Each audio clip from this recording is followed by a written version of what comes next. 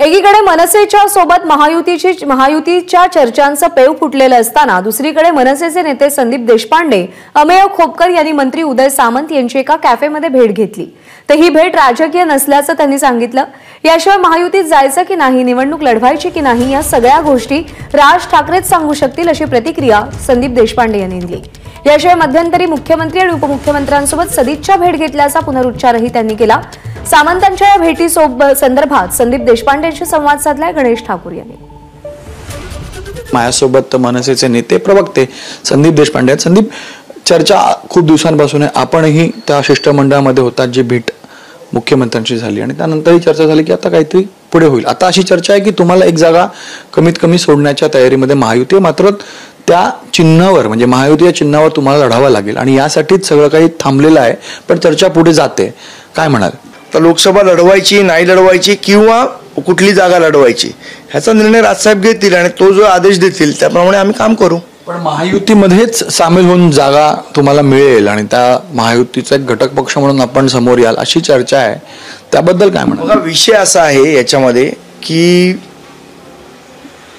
भारतीय जनता पक्ष असेल किंवा शिवसेना शिंदे गट असेल, आमच्यामध्ये आयडिओलॉजिकल तर काही डिफरन्सेस नाही आहेत, जवळपास सारखी आहे। विषय त्यांच्याबरोबर युती करायची की नाही करायची याचा निर्णय राजसाहेब करतील आणि तो जे निर्णय करतील त्याप्रमाणे आम्ही काम करू। बाळ नांदगावकर जर महायुतीचा उमेदवार झाले त्याला पॉझिटिव्हली पाहता? असं आहे, नांदगावकर साहेब जर खासदार म्हणून दिल्लीत जाणार असतील तर माझ्या मते सर्व महाराष्ट्र सैनिकांना आनंदच होईल। ते महायुतीतनं जातील का मनसे तिथे निवडणूक लढवेल काय याच्या संदर्भातला निर्णय राजसाहेब घेतील, पण नांदगावकर साहेब दिल्लीत गेले तर नक्कीच सर्व महाराष्ट्र सैनिकांना आनंदच होईल।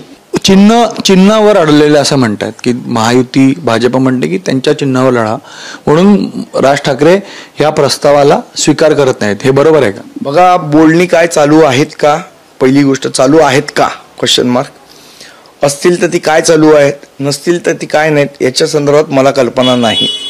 पण जसं तुम्ही मला विचारलात की नांदगावकर साहेब खासदार झाले तर तुम्हाला आवडेल का, 100% आवडेल। महाराष्ट्र सैनिक म्हणून आम्ही निश्चितपणे स्वागतच करू। बिटवीन द लाईन्स तुमचा जर मी अनालिसिस केला तर असं होत आहे की नांदगावकर जात आहेत आणि म्हणून तुम्ही असं म्हणता? मी जात आहेत असं नाही म्हटलं, पण ते खासदार झाले तर आम्हाला आनंदच आहे आणि जो राजसाहेब आदेश देतील त्याप्रमाणे आम्ही काम करू। आणि आता मनसे लढते का मनसे युतीत सामील होऊन निवडणूक न लढता युतीचा एक घटक पक्ष म्हणून समोर येतं हे पाहणं महत्त्वाचं असेल।